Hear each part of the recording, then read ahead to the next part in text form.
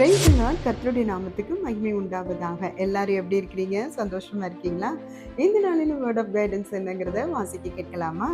எபிரேயர் 10ஆம் அதிகாரம் 38ஆம் வசனம்.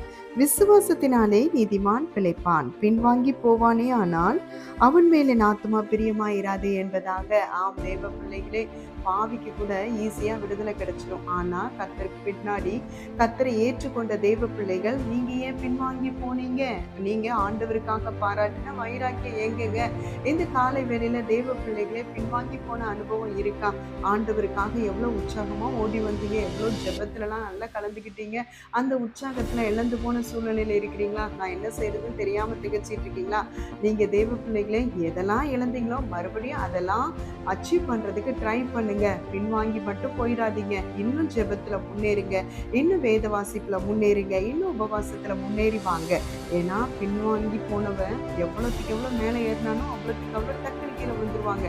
ஆனா கீழே விழுந்த நீங்க எழும்பி வரணும். எழும்பி வந்து ஆண்டவருக்காக நிக்கணுங்க. கர்த்தர் தாமே உங்களை ஆசீர்வதிப்பார். God bless you.